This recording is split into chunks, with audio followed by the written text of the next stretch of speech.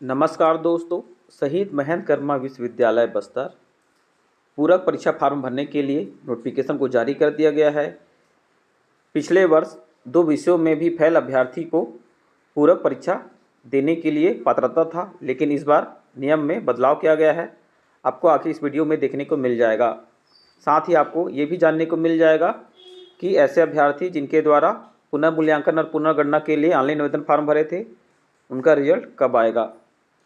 अब आप देखेंगे कि ऐसे अभ्यर्थी जो केवल एक विषय में फेल हुए हैं, इन्हीं अभ्यर्थी को पूरक परीक्षा भरने के लिए मौका दिया जाएगा। जो अभ्यर्थी 2 या 2 से अधिक विषयों में फेल हुए हैं, आप पूरक परीक्षा का फार्म नहीं भरेंगे, आप फेल हो गए हैं, आपको वार्षिक परीक्षा के समय परीक्षा फार्म भरने का मौका दिया जाएगा। अब देखते हैं कि जो अभ्यर्थी केवल एक विषय में फेल हुए हैं, आपको ऑनलाइन आवेदन फार्म भरने के लिए 1 अगस्त से 9 अगस्त तक कोई भी साइबर कैफे में या स्वयं के द्वारा भी आप ऑनलाइन आवेदन फार्म को भर सकते हैं। भरे गए फार्म के पावती को संबंधित महाविद्यालय में, आप जिस महाविद्यालय में परीक्षा दिए थे, आप वही महाविद्यालय में जाके 1 अगस्त से 10 अगस्त के बीच दस्तावेजों को जमा करेंगे।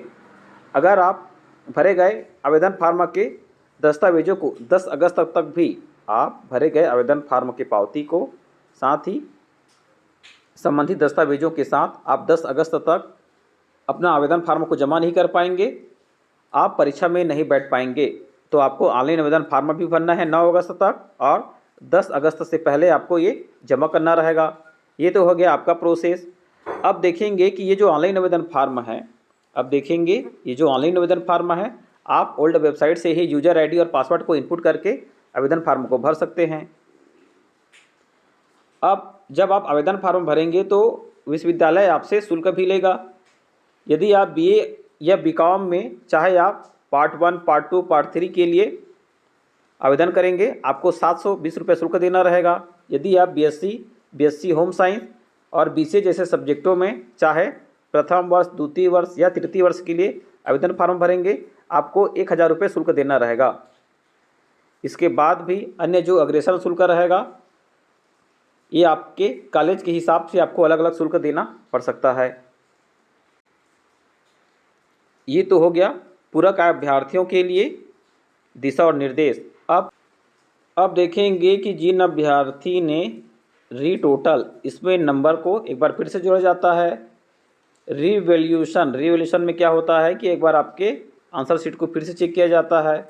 आपने चाहे रीटोटल या रिवैल्यूएशन के लिए आवेदन फार्म को भरे हैं, आपका जो रिजल्ट है ये 1 अगस्त से पहले आपको देखने को मिल जाएगा, क्योंकि इससे पिछले वर्ष हमने जब रीटोटल या रिवैल्यूएशन के लिए ऑनलाइन आवेदन फार्म को भरा था, तो पूरक परीक्षा के फार्म भरने से पहले ही रिजल्ट को जारी कर दिया गया था। जिससे क्या रहता है कि कोई अभ्यर्थी 2 विषय में फेल है, यदि आपने रिवैल्यूएशन के लिए अप्लाई किया है, यदि आप एक विषय में पास हो जाते हैं, तभी आपको ये पूरक परीक्षा में बैठने की पात्रता रहेगा। तो इस प्रकार से आप देख लीजिएगा, अभी आपके पास 3 दिन का समय है। इन 3 दिनों में भी यूनिवर्सिटी रिजल्ट को जारी नहीं करता है, तो आपको पूरक परीक्षा का फार्म भरना रहेगा। लेकिन आप वेट कीजिएगा पूरक परीक्षा फार्म भरने का। जिन अभ्यर्थी के द्वारा, चाहे आपने रीटोटल या रिवैल्यूएशन के लिए ऑनलाइन आवेदन फार्म भरे हैं, आपका जब रिजल्ट आएगा तभी आपको फार्म भरना है। क्योंकि जब आप पूरक परीक्षा का भी फार्म भर देंगे और यदि आप रिवैल्यूएशन, रीटोटल में आप पास हो जाते हैं, तो आपका जो फीस है रिफ़ंड नहीं किया जाएगा, और रिफ़ंड भी करना रहेगा तो आपको बहुत सारा प्रोसेस से गुजरना रहेगा। अब देखेंगे पूरक परीक्षा के लिए परीक्षा केंद्रों का सूची बनाया गया है। जो आपका लेफ्ट साइड है ये परीक्षा केंद्र है, और ये जो राइट साइड में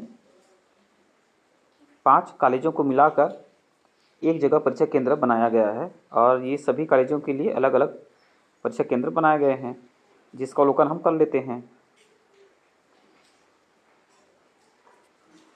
और इसमें आप देखेंगे कि किन्हीं किन्हीं कॉलेजों का ही परीक्षा केंद्र को चेंज किया गया है, बाकी आपका जस का तस है।